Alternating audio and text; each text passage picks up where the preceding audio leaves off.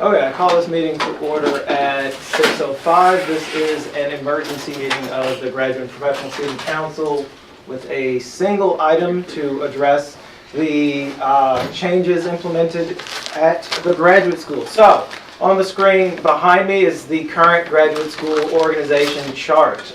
It lists all of the potential and actual administrators. Anything in yellow is a vacant position. So currently, there are 11 individuals running the graduate school, including Ratna Sinha, who is acting assistant dean of the graduate school, and Dean Lee. As of December 18th, 2017, Dean Lee will be returned to the faculty, and Dr. Sinha will retire, leaving the graduate school without any administrative oversight. The remaining individuals there will be AP staff, which, to my knowledge, will result in a rather large interruption of all of the normal processes of the graduate school. This is everything from graduation clearances to thesis and dissertation approval to contracts to anything that requires the authority of the dean. To my knowledge, the chancellor has not provided rationale for the decision to return Dean Lee to the faculty, nor has he provided any instructions to the graduate school for how to fulfill the administrative vacancies and the responsibilities that would not be fulfilled by the empty dean spot. In short, removing Dean Lee subsequently reduces the capacity of the graduate school to do anything related to graduate education. This information was communicated to me last Friday by Dean Lee himself. It was also communicated to Tomas Valesco, chair of the Graduate Council, and to my knowledge, no other information has come from Anthony Hall. So basically, the chancellor has decided to remove the graduate dean effective at the end of next week, and has not provided any plans to replace him.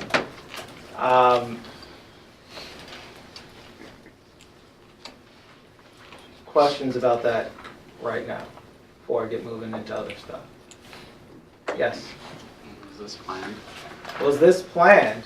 Not to my knowledge. If it was, then neither I nor Tomas had any idea that it was. The graduate dean is supposed to be reviewed at least once in a 5-year time span by the graduate council. As per the graduate school operating papers, this review has not been conducted since Dean Lee started his contract at the institution.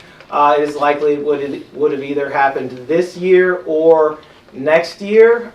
So to be clear, the dean was removed outside of the normal cycle of review of his conduct, without the provision of any justification to either of the constituency bodies that would have a say in this, nor were we consulted nor were we consulted with regards to his removal, which is problematic for a variety of reasons, including the assertion on behalf of many administration and faculty that the dean was removed for his advocacy against particular policies that affect graduate education at the institution, notably the instructor of record issue and the elimination of departments, and for requesting basically additional funds. To be clear, the graduate school has been promised a half-time faculty member to engage in particular administrative functions, notably engaging with GAU and academic grievance processes, a request which has been denied for the past 4 years and was also denied by our chancellor, coupled with the cancellation of a position co-created by GPSC and the Graduate Council, as well as the chancellor's repeated refusal to meet with the graduate dean to discuss, among other things, the proposed Pathways Forward document that I submitted with the meeting request. So essentially the graduate dean has been frozen out of any decision making since about the tail end of September, and this has culminated with his removal from the position. As the constituency body that represents graduate and professional students, it's kind of incumbent upon us to respond to this pattern of action and the decision itself. To that end, I have two specific responses that we can take. To be clear, GPSC as a constituency body is advisory, and that is the limit of our institutional authority, but as an advisory body, we are required to provide input on these decisions. The Chancellor thus far has not been receptive to our input, so my two suggestions are: first, the delivery of a formal letter of complaint to Vice President Caldwell and President Randy Dunn as per their responsibilities as President of the SIU system and Vice President for Academic Affairs. The delivery of a formal letter of complaint from a constituency body requires them to take action, regardless of the constitution of that constituency body. So if we send them a letter, they have to, at the very least, look into what happened. The second thing that I wish to do is generate a statement of GPSC's position on this matter, specifically outlining our concerns with regards to the inability of the graduate school to even function without a graduate dean or other administrative oversight. One more thing that should be made clear: the graduate dean has jurisdiction over academic grievances and academic misconduct at the graduate level. Now, the graduate dean, there is nobody there to do it. Theoretically, it could be done by the provosts if we had one. We do not have provosts. We have individuals acting in the capacity of co-provosts. I'm not comfortable with the provosts adjudicating academic misconducts and academic grievances at the graduate level, given my interactions with them where this matter is concerned. Neither of them evidence the degree of knowledge about academic grievances at the graduate level or academic misconduct at the graduate level to engage in what I would consider fair adjudication of these policies. To be clear, I had to explain to co-provost Chevalier the functioning of academic misconduct with reference to the Student Code of Conduct last week, something I also had to do for the Chancellor. So this is a problem for us.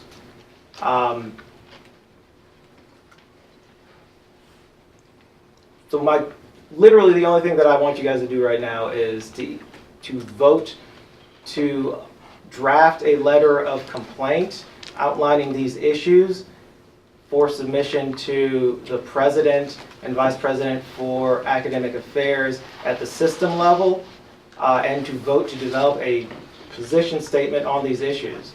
To be clear, our resolution opposing the elimination of departments basically says almost everything I just said, with exception to the concerns about the graduate school. Where that is concerned, if there are other things that you want in this, presuming we vote to do this, now's the time. And please, open the floor to dialogue if there's things that you think that this might impact. I would be concerned as we enter spring that this is the time that we recruit for new graduate students, as well as maintain and look at contracts for our continuing graduate students and those who are coming in. So this can potentially create quite a hiccup as we process all of that coming into the spring. So it can create some delays for all of us. So there's different things and layers to this that adds complication. That's true. Recruitment, so thus far for the past 3 years, recruitment has been on the burden of the graduate school, specifically Dean Lee. Without Dean Lee, we have nobody doing the recruitment for graduate school.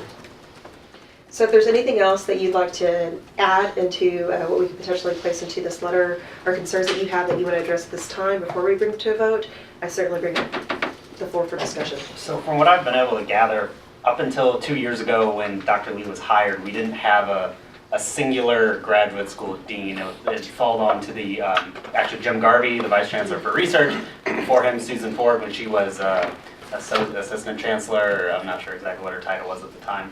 But I feel like we just don't have all the information right now. We don't know what Dr. Monomanio is going to do.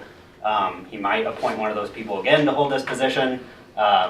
The assumption is that if and when this reorganization went through, Dr. Lee would have been put as an interim anyway, and then the national search would have been convened for a dean, just like all the colleges is going to happen.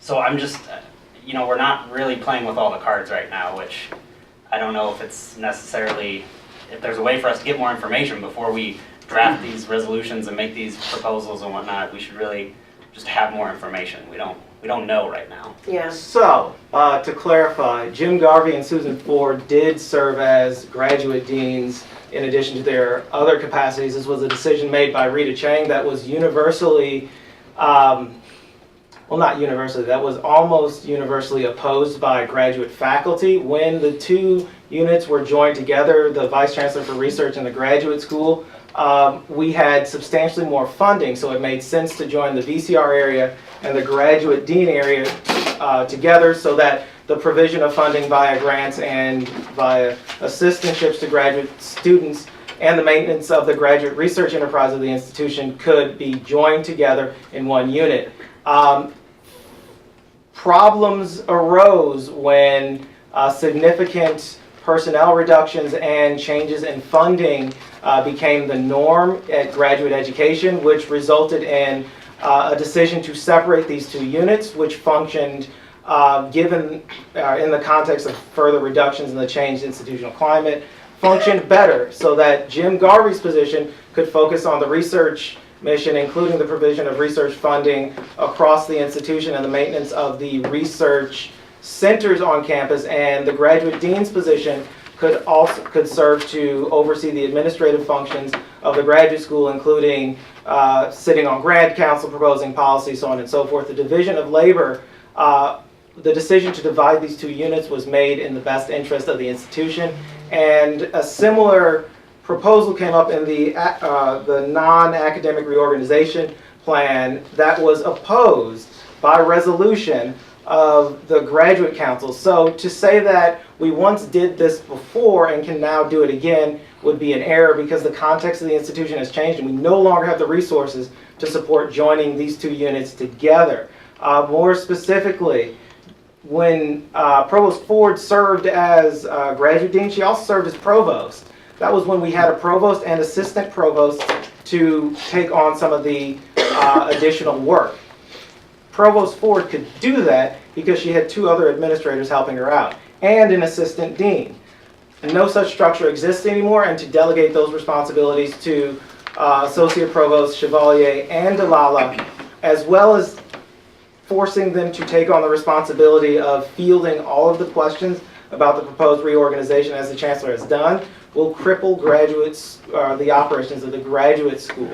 So while I take your point, it is not necessarily the case that this will work again in our changed situation. There was another thing you mentioned prior to that. Well, I think you misunderstood me. I'm not saying that that's what we should do.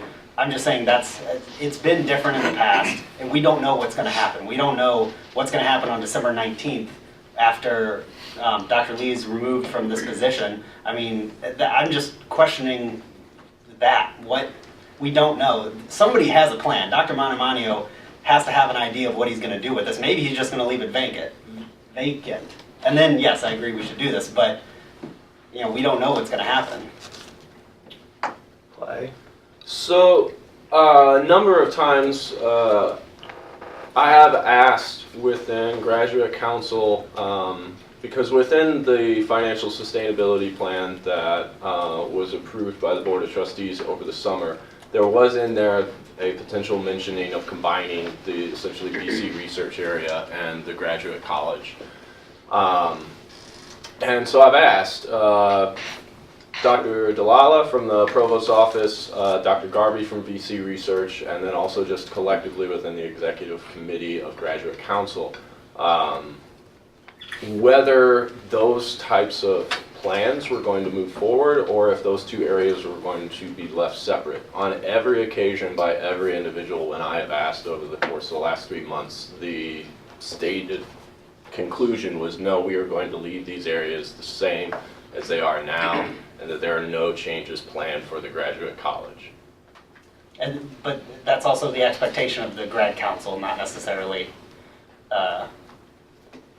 upper management, so to speak. of the Well, those are university. words that were provided by Dr. Garvey and Dr. DeLallo Oh, okay. specifically. Okay, thank you. And as I said at the last GPSC body meeting, when asked if any changes would be made to the graduate school during constituency heads, the chancellor said no.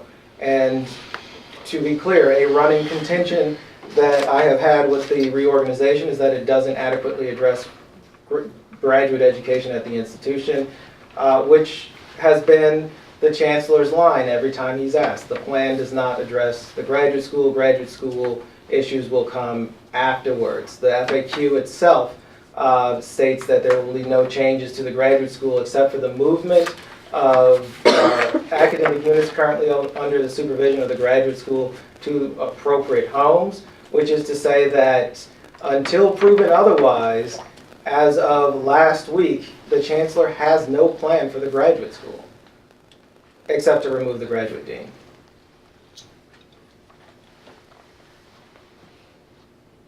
Could you go over the duties of the graduate dean again? Sure.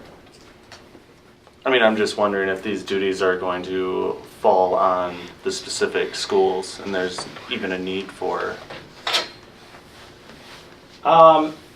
Okay. Those duties are outlined in the operating paper of the graduate school, and they are quite extensive. Do you want me to outline all of them? Or Or a just synopsis is probably sufficient. Okay. I had to be clear about that. I mean, the only reason I'm asking is maybe it's just there isn't a need. That's So where my question's coming from. these are the truncated version of what the graduate dean is responsible for.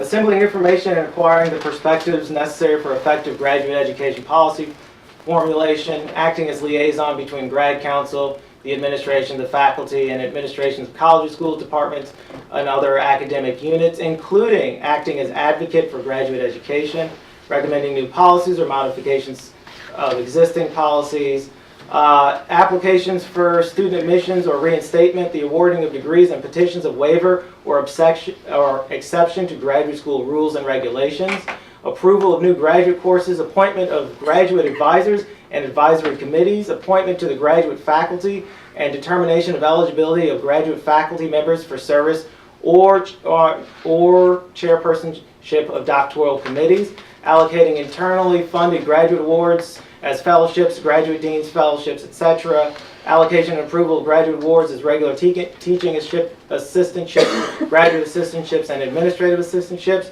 maintaining all necessary records concerning students, the graduate faculty, the graduate council, research activities, and all other matters of importance to the graduate school, representing the graduate school and dealing with other universities, professional associations, fundraising agencies, or other persons and bodies outside this university, including engaging in recruitment activities and fiscal oversight of all instructional and research funds that are under the control of the graduate school. Nobody's going to be doing any of that. Well, I mean, can't those responsibilities be held to the school? No. I will give you that could be the plan in the future. The issue is that the reorganization and the operating papers are not going through in the spring, and so this means that for an entire semester, the graduate school is left without the person who approves contracts, I'm pretty sure, who hands out travel funding, which spring is a big time for conferences, who does a ton of things that are necessary for graduate students to do their jobs.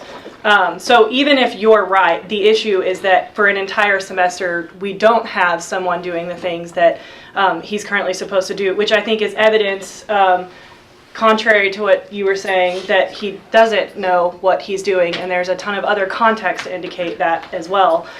So there's lots of information to suggest that he doesn't know what he's doing. For example, he thought that there were only 40 instructors of record. There are about 290. He thinks that GPSC and the graduate school are like somehow the same thing, and has said that. It's very clear that people underneath him are unaware of how this plan works. When asked about instructors of record, Lisette Chevalier said that we should set aside the PhD students and talk about the master's students, that they're the ones who shouldn't be instructors of record, which is problematic because the chancellor has said over and over again that it's all graduate students who can't be instructors of record. So it would indicate that there's just a lack of clarity about how this plan would happen, and that seems to be enough information to indicate that getting rid of the graduate dean is likely a way of also taking power away from the graduate school in general, and also taking away access and power from graduate students.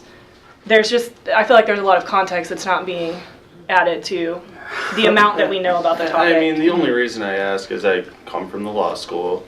We do everything on our own. We market, we go out, etc. So what is to say all the other schools can't do that? And that's University why. policy. Well, that's why I asked the question. I'm not. Like literal university policy assigns these responsibilities to the graduate school and not departments. You'd have to rewrite the operating papers of the graduate school to delegate this authority elsewhere, or you'd have to appoint any of the individuals who are not within the academic colleges because conflicts of interest much to this position. So the only people you could point to this position are the individuals acting as co-provost, which would give them quadruple the responsibilities of any other administrator on this campus. They would then be acting as co-provosts, graduate dean, and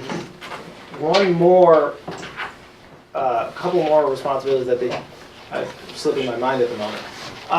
Additionally, the other individuals who theoretically could do it, Jim Garvey, for example, would likely refuse to do it. Anecdotally, Jim has said he doesn't want to go back to the graduate school. Yeah. I mean, I'm not going against anyone. I'm just questioning, and I feel like there's almost a general consensus if anything is brought up about the new chancellor, it's like everyone says, oh, this is bad, this is bad, this is bad. But I mean, if you look at the facts, the university's failing, so something has to change. Well, I mean, Okay, so hold on a minute. This isn't a big conversation about wild, out of control pictures. So the situation is such that as of December 18th, there will be no dean of the graduate college acting in the official capacity of fulfilling the functions of the graduate college.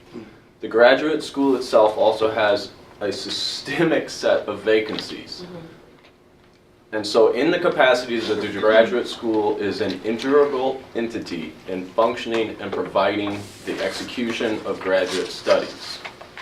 Our concern is that without a person in that position, managing the day-to-day functions and delivery of what that unit is supposed to do, we have a serious problem for graduate studies. It's not necessarily some giant conversation about the chancellor, the vision or trajectory of the university. It is something as simple as, right, the dean of the grad college, which will not have an assistant dean, which has a number of other vacancies, and will then be basically, as that situation has been established, have 11 civil service employees.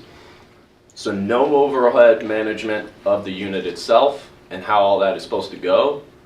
There's no one that is at the head of it for the admittance of new applications, for processing GA contracts, for processing theses and dissertations, for processing petitions for graduation, for approving those petitions for graduation, all the normal functionings of that unit.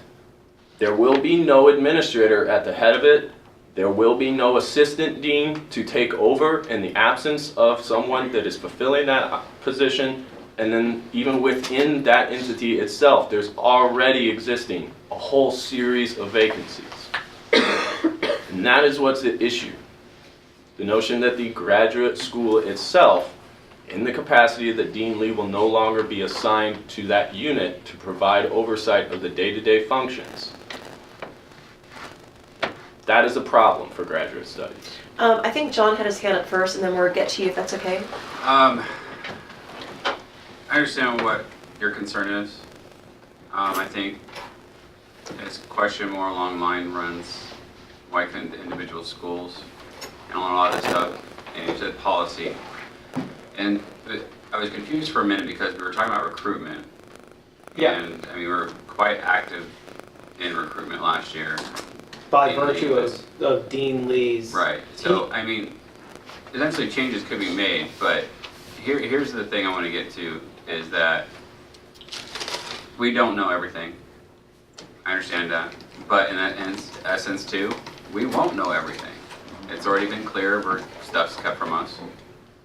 So, in the law school perspective, we are not affected by this. So, if this is a preemptive move that you need to take and it's really gonna make it, no, I don't know if it make a difference, but then let's just vote on it. Yeah. Yes, Yeah, you said there's this position called a provost? provost. Provost? Yeah. Yeah, I'm just curious, what is that? Provost, so theoretically, the office of the provost has a provost, and then there's an associate provost for academic affairs and an associate provost for administrative affairs. The associate provost for administrative affairs oversees all of the functions of the academic affairs section of the university where administration is concerned, and up channels those things to the provost, who then makes a decision. The associate provost for academic affairs does the same thing on the academic side. So, for example, an RME to propose a new program, once it's been approved by graduate council, would go to the associate provost for administrative affairs and academic affairs to verify that it works, and then it would be forwarded to the provost, and the provost would make a decision. The provost also initiates university-wide policy where academics is concerned, e.g. The last time we had that fight over the attendance policy, that was initiated by the provost and directed to faculty senate and graduate council. So the provost initiates those kinds of things. The So provost, there's like administrators, like they start things, basically? yeah, they basically oversee the academic mission of the Why institute. would they be asked to do like some of the dean stuff? Because the dean reports theoretically, if we had a provost, the dean would report directly to them. Oh, but the dean interprets policy instead or something. Yeah, the dean interprets policy and is generally the sole authority where graduate education policy is concerned.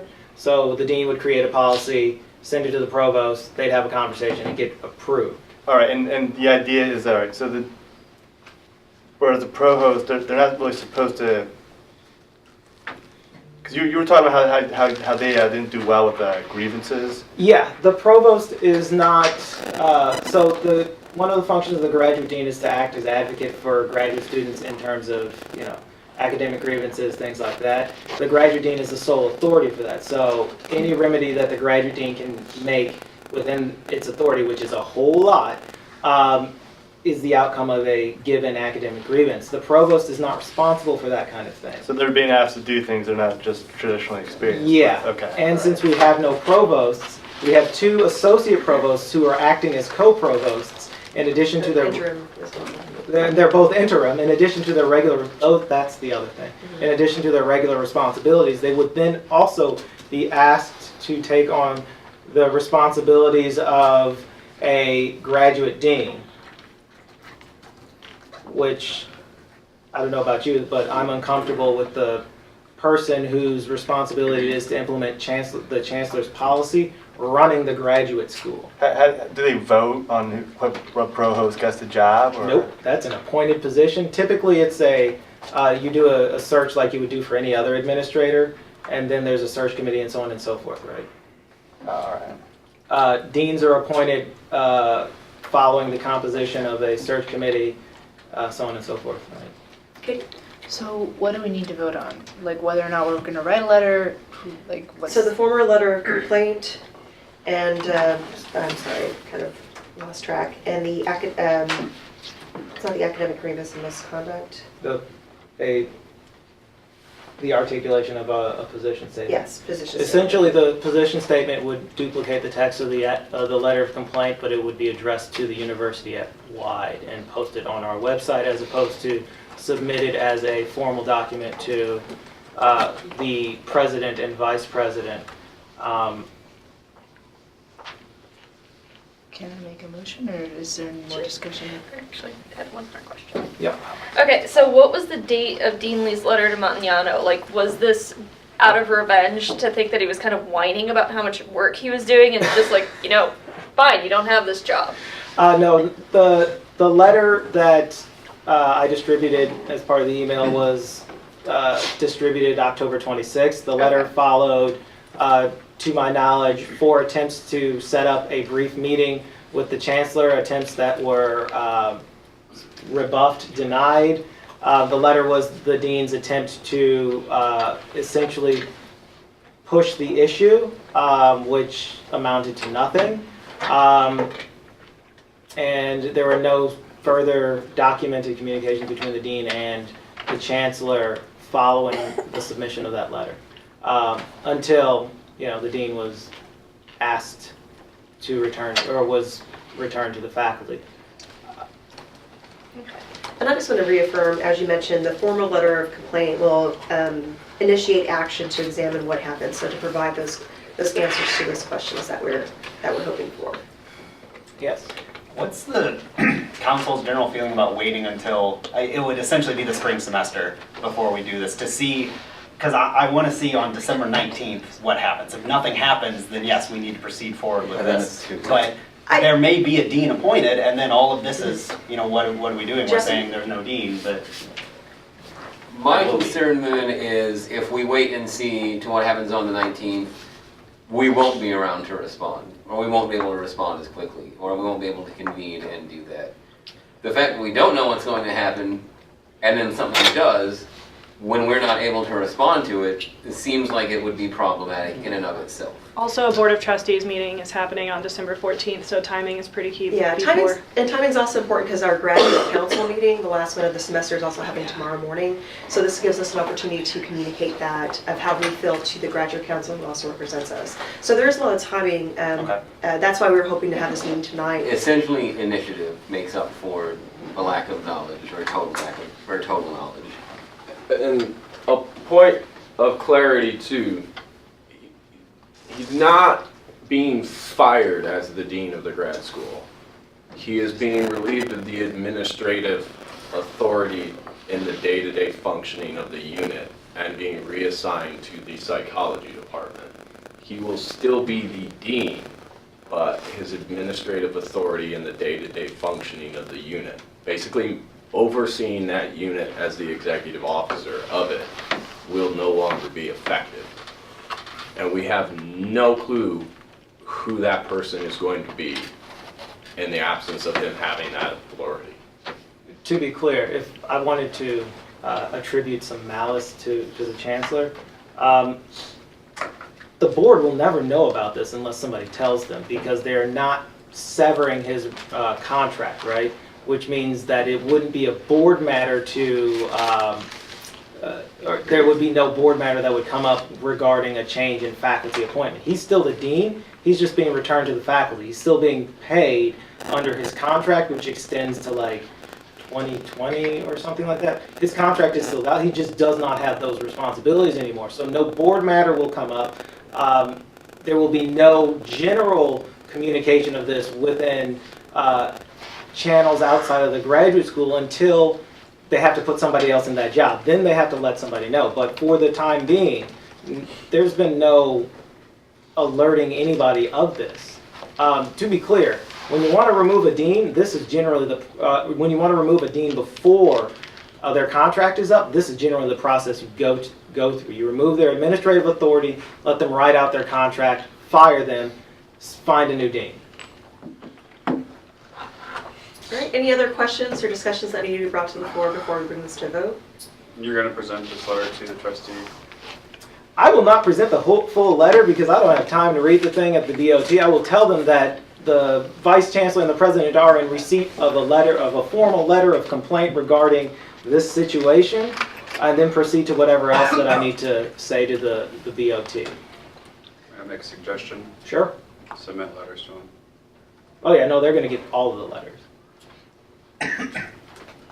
I move to lodge a letter of formal complaint. All right, we got a second. All in favor? Am I voting for Jake? Okay. Put it up? And then all opposed? Abstentions? Oh, I didn't raise my hand. All right, votes unanimous. Sorry. All right, does anybody want to bring a motion for the position statement? Don't we have to vote on the letter first? We just did. I know, I'm tired too. I can't talk That's fair. straight, can't think straight. To be fair, I really don't like calling emergency meetings except when the sky is falling, so Is this guy falling? yes. So I'll motion for that. Okay. Motion has been made for the position statement. Is there a second? Second. All in flavor. All in favor? Raise your hands. All right. All opposed. One opposition. One opposition. Abstentions. All right. Motion passes. Okay. Since this is a regular meeting, are there any other motions that wish to be brought before the floor? Or brought to the floor? Question. Yeah. What if it doesn't work? What are you gonna do then? So, okay, fine. You want to open that door? Let's do it. If the central administration fails to respond to anything we send, we have a number of remaining options. We can, as stated before, make a vote of no confidence in the chancellor. If that's too much for people, we can vote to censure the chancellor for his actions, which the distinction between the two, censuring the chancellor is lodging the strongest possible protest we can as an advisory body. This doesn't go to the chancellor, it goes to the president and the vice president for academic affairs and would, again, prompt administrative action. A vote of no confidence is the nuclear option. A vote of no confidence would state that this body has no confidence in whatever clauses we append to that, e.g., say no confidence in his ability to fulfill the mission of the institution where graduate education is concerned. But if they do not respond, those are our options.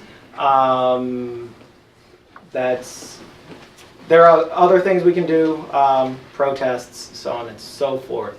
But it depends on the extremity of the response that you are looking for. Donnie? Yep. First question. Yeah. Would censuring and no confidence be redundant? Yeah, because the no confidence would supersede essential. Okay. I motion to do the no confidence. Okay. All right. No confidence in what? What was the specific context we were You using? can put any context you want in. A vote of no confidence expresses the general position of the body of the inability of the individual to do something. No confidence in the chancellor says we don't think he can be chancellor. No confidence in the chancellor's ability to fulfill the graduate education mission of the institution says exactly that. We don't think you can fulfill the graduate education mission of the institution. So if you qualify it, it becomes a little bit less extreme, but it's still the nuclear option where that one item is concerned. Okay. The latter. It's going to be conveyed in the letter that we're prepared to continue this argument, and that this move is not one that we support or want or need. Need is a big thing. You're going to convey that we need Dean Lee in his position for a specific purpose, and we're hemorrhaging people because the state is going to hell. It's not just us going down the tube, it's the state. They're not paying, we don't have enough money, we're not paying them, and who are here that are getting paid too much. So it's just, it's the same argument we've had every year for now 3 years that I've been here. So. Lauren? Did you want to go in? I'm sorry.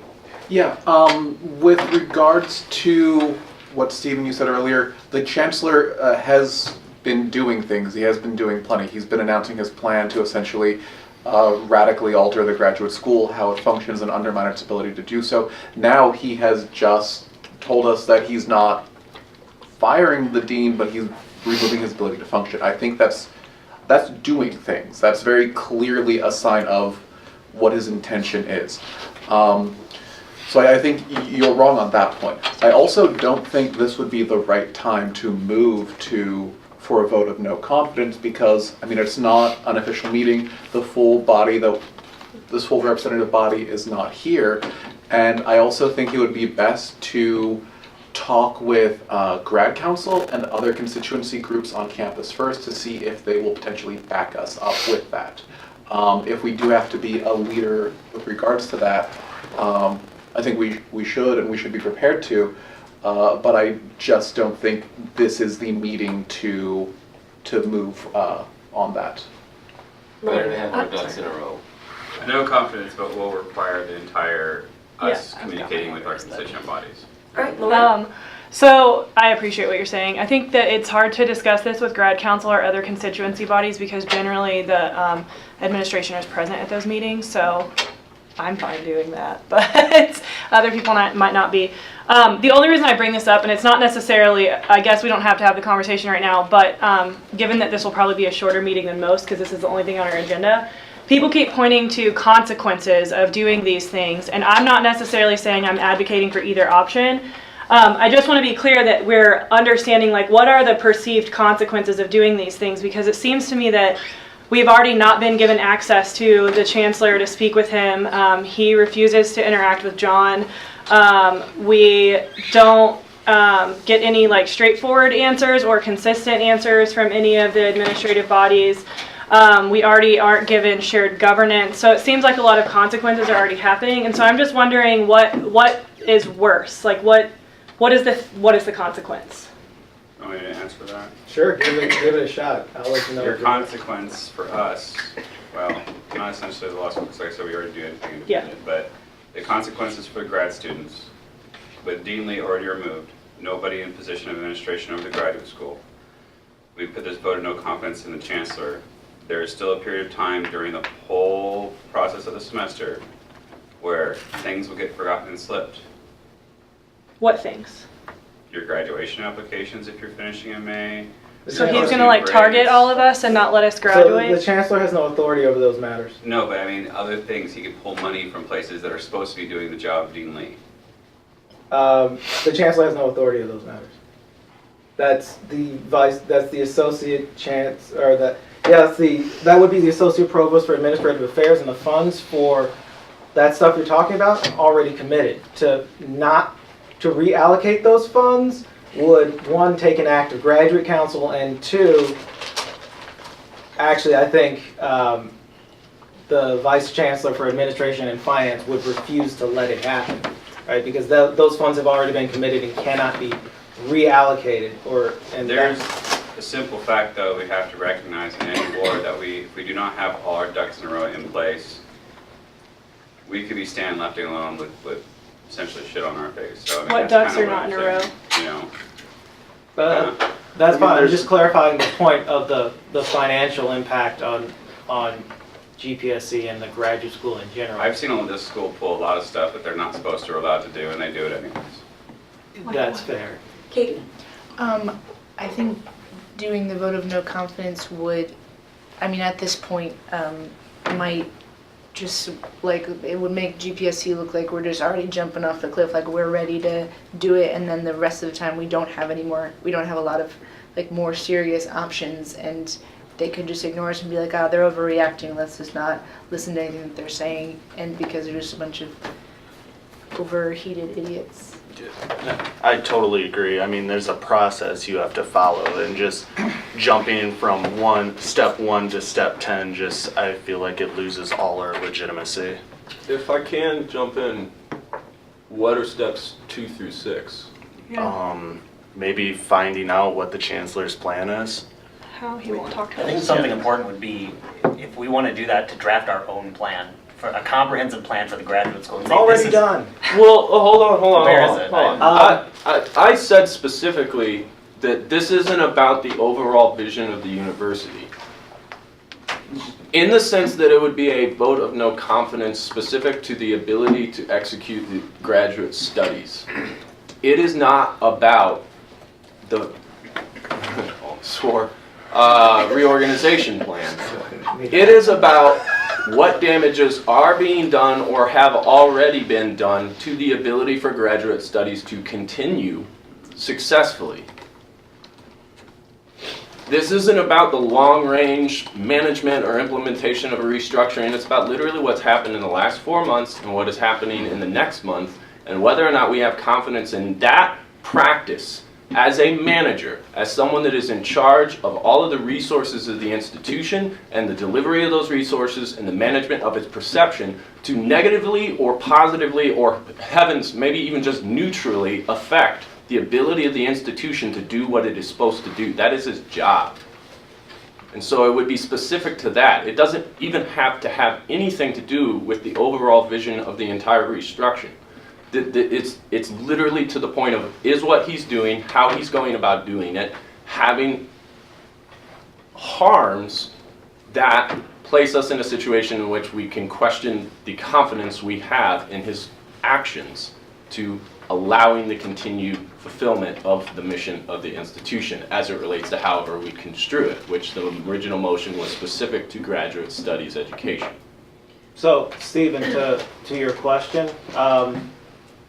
Dean Lee gave us his proposed reorganization or his proposed plan for enhancing the graduate school, which the chancellor took no action on. In full transparency, I participated in the development of that plan. I have a draft copy of it that has a lot more, or that has additional modifications based on some of the absences that I saw that Dean Lee did not have time to address prior to now. I bet basically that document was intended to be presented at the January 23rd meeting of GPSC, because the chancellor's ongoing line, and if to reference my statements at our previous meeting, the ongoing line of the chancellor is teach me why I'm wrong, give me a plan, show me evidence. That is something that I have taken to heart and have been working on. It just takes forever to do when you're writing a dissertation and the university's falling around you and the people who are supposed to help you are getting fired. So, you will have that by the meeting of the 23rd. Whether or not you agree with it is up in the air, but it will be presented to this body on the 23rd for your review. It does not include the law school because you guys are functionally immune from everything given ABA requirements and various other things, so count yourselves lucky. But you'll have that. That's part of my job. To continue on, Clay's absolutely correct, but we had technically a stance, and there's already a pattern showing that the disregard of basically the lack of our confidence in the chancellor with the elimination or reduction or stopping of GAs and TAs. Now that affected law school students as well. There was quite a few of us who would come to the undergrad side and teach in the paralegal program and everything, and we can get those jobs. We had assistantships with professors in the law school. We can't get those jobs. All the money was cut. So it was just, we've had stance already for no confidence, but again, I caution before we do that, I recommend amending, or if we can make a second motion, to just put it in the letter kindly as possible. All right, so right now, Before you get to Okay. that, I mean, if we really wanted to be deliberate about this and like do this at a snail's pace, we would do everything we've done up to this point and then issue a motion of censure, wait for a response, then issue a vote of no confidence in a specific thing, wait for a response, then issue a total vote of no confidence.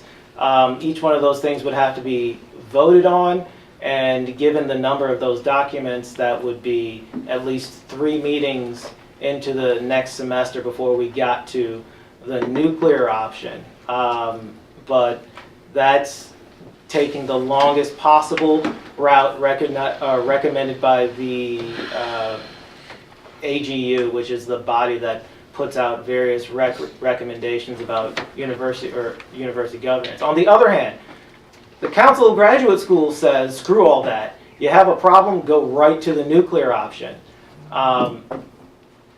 So there are best practices that are in conflict with how we should be going about this. Some bodies go go censure, then no confidence. Other bodies just go no confidence. So that's. all right, so we had 3 hands, and if you'd like to go first, then we'll get to John, then we'll get to you. I know we have some important deadlines coming up prior to our first meeting of next semester, and I was just wondering if we could review those. I think there's a Board of Trustees meeting, a grad council meeting, Is Faculty Senate doing something between now and then? Faculty Senate had its last meeting last month. They don't have a meeting. Okay. If we could just review what those upcoming important dates and deadlines are. So, grad council is tomorrow morning. Board of Trustees is the 13th and the 14th. Faculty Senate will not meet again until February. COLA Council met yesterday. Not sure when the councils that govern the other colleges meet because they are reticent to respond to me, or they tell me not to show up. Right? Yeah, John? Okay, so don't want to misconstrue what I was talking about, a slower pace or snail's pace. What I meant that steps 2 through 6 is the fact that we need to talk to our constituent bodies itself. We have to get all the graduate students behind us. So you listed off a pathway that one recommends and another pathway that another recommends. And if the motion to censure is just a sense we wait for response, then why don't we do that now? Talk to our constituent bodies. If we get to the point where it's nuclear, we're at least steps ahead. I mean, we're coming into the winter break, finals are still going on. We're gonna come back January. We're gonna have a couple weeks to pull students and say, this is what's happening. How would the letter, and, oh, sorry, I didn't. Sorry. Go ahead, sorry about that. Sorry. Just in terms of looking at this as separate, what he's doing with the grad school, separate from the other issues, we have more time to worry about the other issues, whereas these changes are coming into effect now. This is true. Anything he does to the graduate school, the Chancellor has stated explicitly is not tied to the reorganization. That's listed on the FAQ. That's been his line at grad council. That's been his line in constituency heads. Whatever else he does over in the graduate school, over with grad education, has no effect on the reorganization. This is also the argument he tried to use to invalidate some of the critiques that this body made, to which I responded.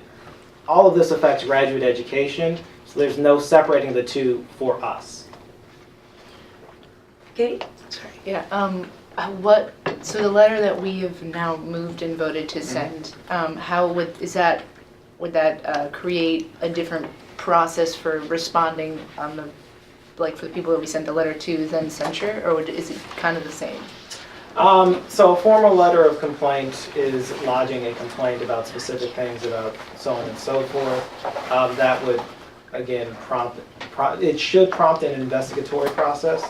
A move to censure does not necessarily prompt an investigatory process, but is a formal kind of reprimand that should theoretically engage the board to figure out why we're complaining and what they're supposed to be doing about it.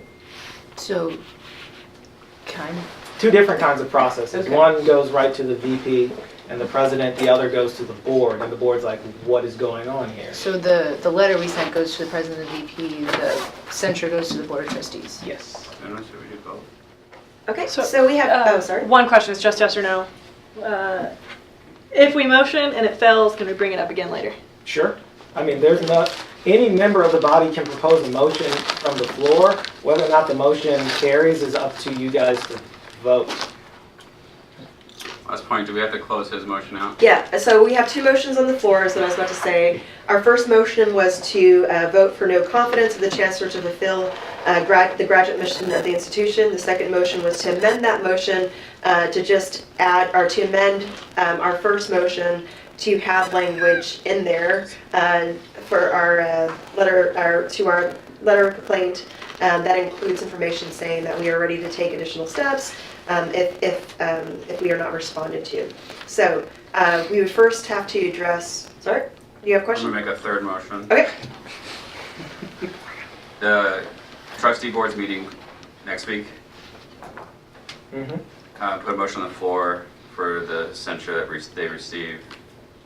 Just see if we get a response. Oh, okay, so you want me to censure him and offer the formal letter of complaint at the Board of Trustees meeting? Why not? All right, that's fine. If that is, y'all can vote on that too. All right, so in order, At least the complaint letter will explain why we're censored. Donnie. Just a question on your motion. is it a commitment to that vote if it fails, or is this just saying in the language that we're prepared to do this? Explain again. Are we committing ourselves that if we do not get a response, we are going to Push towards the nuclear option. push towards, we're not just going to Right. go ahead and do it? Well, essentially the censure helps protect us a little bit, insulate. It might snap them into place. The letter is the warning that we were prepared to go nuclear. The censure gives them the slap. Okay. Okay, that's essentially the steps of what it is. And the first one is dropping the bomb. I was just saying, I think he's asking, are you saying we'll be prepared to do this or we will? Yeah. We will. Okay. Okay. I will defer to that motion. Okay, you're gonna defer to that motion? All right, so let's go, so the first motion was to address the letter of complaint. So those that would like to add language in the letter of complaint saying that our body is willing to go in more nuclear directions, I guess. Please raise your hand if you would like to see that change. I'm sorry, I can't talk. To the letter. Did you have a question real quick? I just feel like that kind of shows our hand a bit, but I guess it doesn't really matter in the grander scheme because he's going to read all of it in the same way. Either way, we're going to bring it to a vote on the floor, but I appreciate your statement. Yeah. So those who would like to see that within our statement, please raise your hand. All right, are they all hands raised? All right, so let me count this. 1, 2, 3, 4, 5, 6, 7, 8, 9, 10, 11, 12, 13, 14, 15. No. All right. So 15, and then those who are against, those who abstain. Okay. What's happening here? Are you? You're just like. You abstain. I have no clue what's happening. 1, 2, 3, 4, 5. Okay.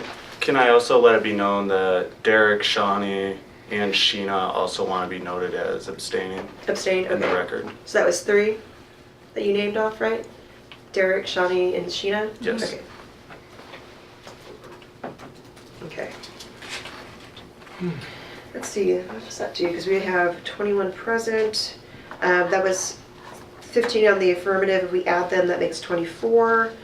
So then that would not, if we were to add them, they don't technically have proxy, but I do honor that. So if we were to include them in that vote, then it brings the total to 24 with 15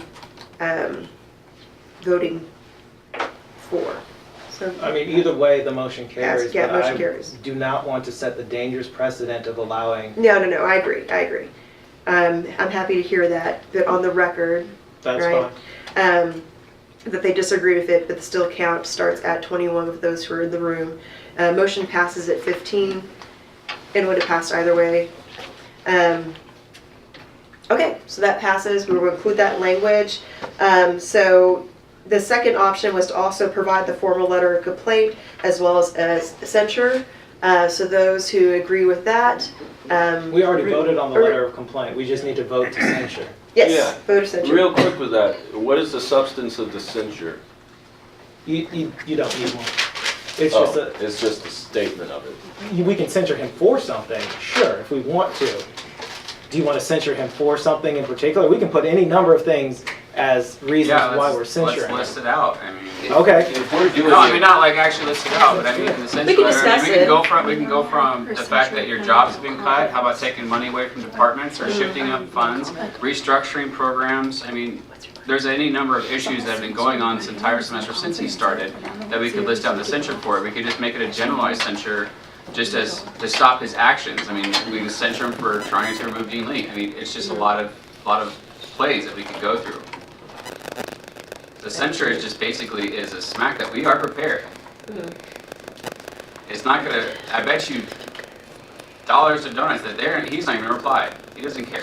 Steve. Other than the removal of Dean Lee, none of that other stuff has occurred yet. In reference to the chancellor's specific actions, because the instructors' records are still, he says he wants to remove that, they're still there. He says he is. They've He done doesn't it. say once. He says he He's is. essentially said no matter what, that will happen. Yeah. And they were already done because jobs that were open before some school started this year were closed, and they were not filled. And the associate provosts have issued guidance for funding going forwards that people should expect the total amount of funding offered to change based on the elimination of graduate students as instructors of record. To be clear, provosts don't issue guidance unless there's an intention to carry through. Not with regards to GA funding at the very least. Isn't that one of the things he said he's not willing to be flexible on? Yes. The provost have indicated as much as well. Okay, any other discussions on the floor before we move forward with the motion? Okay. Are you gonna be the one presenting both of these to the board of trustees? Is that what you said? Yes.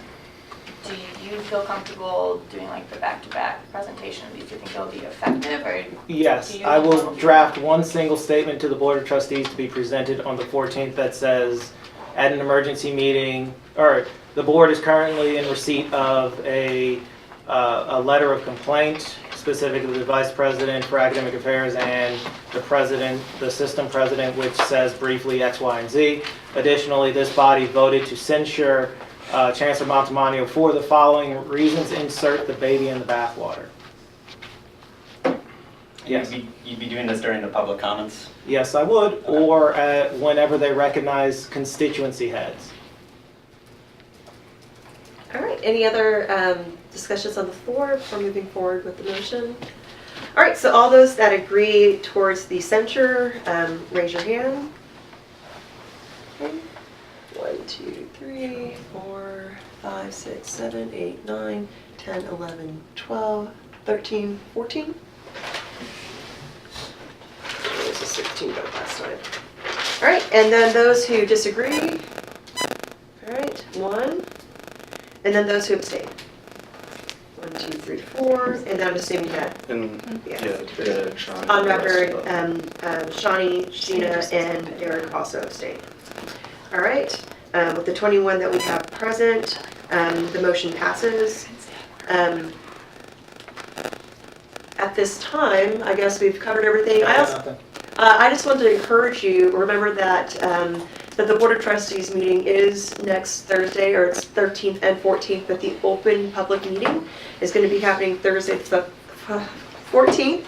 Now you can go to both of them. You can go to both of them, but we certainly encourage you to come and be present if that, because I think that our presidents, I know the faculty is encouraging faculty to come out, departments to come out, and so if you definitely want to be visible in your disagreement with some of the issues on the floor, I encourage you to come to either of those, but I understand that's going to be the Board of Trustees meeting starting at 8 or 9 on that Thursday, and then the public meeting starting at 10. Yes. What is the location of that? The first one's in the Mississippi room, so the 13th, and then the other one's in Ballroom B here in the Student Center. So that's very fortunate because these can happen on 1 or 2 campuses. Our campus are Edwardsville, so we are fortunate to have this here and to be able to be present. I don't want to cut you off. No, it's okay. But I wanted to make sure that we were making available anyone that wants to bring any other business before us today. Oh yeah, introduce it if you want. No, I don't want something else to say. Okay, Yeah, what do you have to say? any Any business. floor is open. Is there anything, I asked this earlier, that I guess the chancellor and administration can do while we're gone over break?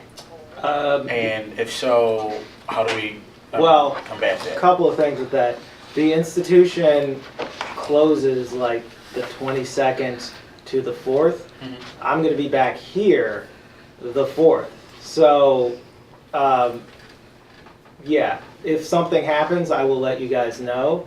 Generally, the university doesn't conduct business, or rather any business that affects graduate education would need to be approved by grad council. Grad council doesn't meet, so they can develop all the plans they want. Implementation, no. They can release statements, yes. But I will be here, and I will probably be reaching out to the individuals acting in the capacity of co-provosts to keep me informed of any institutional changes that occur outside of the regular boundaries of the semester. So basically, if y'all do something, tell me about it. And if they don't tell me about it, at least there's record of me saying, tell me what you guys are doing while the students aren't here. What do you mean, like, by, like, do something? Like, can you give me an example of that, or? On whose part? Like, someone, I don't understand. Someone tells the pro host something, and So theoretically, as an edge case, right, the chancellor appoints somebody, right, without consulting anybody, because there's nobody here to consult, and it's within his authority. They would ideally let me know. I would tell you guys, and then I would tell you guys with a set of recommendations of what we should do about it, and then it would be on you guys to get back to me. oh, so if they hire someone, If they without hire talking to somebody, you- if they make a decision about something, they decide that when we get back, none of us have health insurance, which can't be done, but just that kind of thing. If they do something that needs our consent, or at least our advisory input, I would inform you guys via email, and it would be on you to respond. Yes? Can the dean of the graduate school be appointed solely by the chancellor? Or a new position, a new person running? Actually, no, he can't. He would have to recommend people for the interim position, and then grad council would have to issue its approval. What about the administrative authority of the dean? Can that be assigned without? Yes, because the chancellor, as you know, the head of the institution, can delegate authorities to people. So theoretically, what could happen while we're gone is the chancellor decides in the worst possible timeline to say delegate that authority to the individuals acting in co-provosts, who would then be the individuals acting in as interim associate provosts, co-provosts, and co-graduate deans, which would be an administrative nightmare, especially because the provost is theoretically one of the final levels of appeal for certain decisions made at the graduate level, and you would then introduce a massive conflict of interest, which is the other problem. To make it clear, there's no default when someone's not acting in his position. Usually it's the assistant. So if you look at the org chart, right, faculty as associate dean Yes. for general support would take on the responsibilities of the grad dean. In their absence, it would be the assistant dean. In the assistant dean's absence, it would be the assistant dean for underserved fellowship. In their absence, it would be no one, because there is no other person at the dean level following those vacancies. You cannot appoint the graduate assistant. You can't make Susan do this because she's not an administrator. She doesn't have. Yeah. So essentially, this was played right. In what way? To if you have wanted the- to cripple the graduate school, this was the best way to do it. I'm not saying that is what the chancellor did, but if you wanted to institutionally cripple the graduate school, that would be the best way to do it. Why would you want to do that? I don't think that's necessarily a fair assessment to get in anyone's mind. There is absolutely zero chance this university could be an R1 university without grad students. It couldn't happen. That's fair, but I did not say. I did not say that the chancellor's intention was to cripple the graduate school. Yes, I wasn't trying to make that point either. That's fine, but specifically to Stephen's point, if you wanted to administratively cripple that unit, that is how you would do it. At the very least, it will. Well, And that's the most important thing. Is in its current structure, with its current series of vacancies, and then no administrative acting dean in capacity, the thing cannot function. Intention doesn't matter at this point because we're just talking about the effects. Well, I mean, at the end of the day, I don't care you've about had your hand up intention. for a I care while. about what are the material consequences and circumstances. Those are the material circumstances, and we know what the material consequences will be. That's it. All right, go to you and then John. Okay, so with all of those vacancies, say a grad contract gets submitted after December 19th. Who signs that and ensures that that grad student is employed come the spring? I have no idea. So in a wildly theoretical possibility, right? You could kick that to the provost, but this is a situation. To my knowledge, this situation has never happened. There has never been a case where all of these people are gone. So I don't know. I really don't know who would take the responsibility for that, because deans can't do that. That's the responsibility of the graduate school. So I don't know. Maybe the provost. Maybe whoever gets appointed, probably the provost, or one of the individuals acting in the capacity of co-provost, to be clear. So, I don't know. Yes. Yes, John. So you basically, you just said this hasn't really ever happened to any other department, correct? Well, to my knowledge, in Okay. the 12 years I've been here, this has never happened at this institution. Has that ever been like a problem at like at other universities, or? I mean. I do not have the knowledge to answer that question adequately. Okay, that's fine. From a perspective of institutional organization, this is the worst case scenario. Well, I understand your point. It's just curious. I mean, whenever something gets changed, it's just something to think about, you know. I'm sure maybe I could this endeavor happened to somewhere find else, out. you know. Huh? I could endeavor to find out, but I don't. Like what? Like find out if there's ever been this many people not hired? Yeah, this many people absent in a graduate school. Well, I would urge us to consider that it doesn't really matter if it's ever happened somewhere. Because it matters how it impacts us. In the capacity that, is it in the best interest of graduate students and graduate studies and ultimately the university to put us in a situation in which then we have to ask ourselves, well, this is complete clusterfuck, but has it happened someplace else? Well, the reason why I'm just curious about that is because I do think, yes, this is harmful when you have vacancies, but I'm sure or maybe not, other universities have gone through the same thing at some point. It's just interesting to I believe earlier someone asked like what happens next. I mean, it's hard to predict the future with these vacancies aside from like the program generally being hurt, but you know, if there's other but you said like there's no, one of your concerns was that this hasn't happened like for the 12 years that you've worked here, so there's probably like a lot of uncertainty, correct? Yeah, because we've always had the yellow positions filled, so that's never been a case that's come about. Theoretically, this shouldn't have happened because we were supposed to have an assistant dean by now, but, you know. I am all my years of college and many different colleges I visited. Never read an article, which I have kept up on, or a piece about a school that has no administrative control over at all. And it would be suicide to assume that it maybe happened before at another school, because the simple reality is it would be impossible. Actually, more schools have redundancy positions in place for the situation if they have to remove a dean or a vice dean or whatever it may be. They have somebody who knows the job and they could cover that job as an interim until they found a replacement. That's just the way most schools work. The problem is SIU's broke. I mean, we had our own sister campus pissed off at us that we took money from them. Do you have a comment?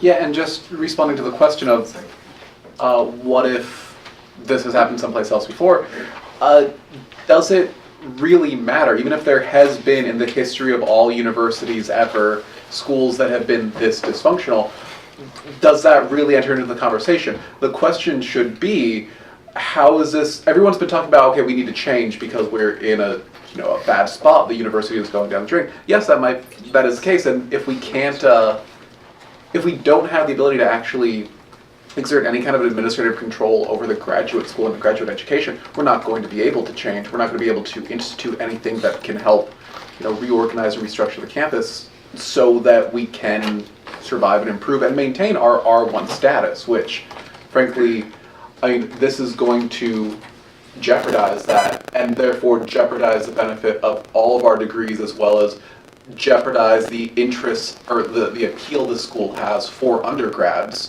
who are trying to decide on what school to go to. And Brian, you had a question? Okay, so since nothing has been finalized in terms of graduate assistantships, and what are we in, 2017, 2018 academic year? So would it be, if I were to go back to my department and beg for an assistantship for 2018, 19, would that be doing too much?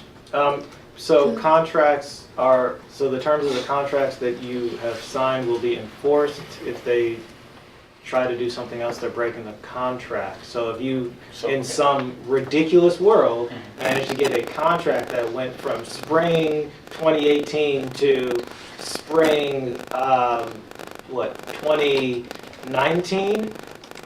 First of all, I want to know where you're getting that money from. Second of all, any changes, if you were appointed as an instructor of record, the institution could not theoretically change it. They might try to play fast and loose at it, but if the terms of your contract said this person is to be appointed as instructor of record for X, Y, and Z, they could not force you to be other than instructor of record without violating your contract.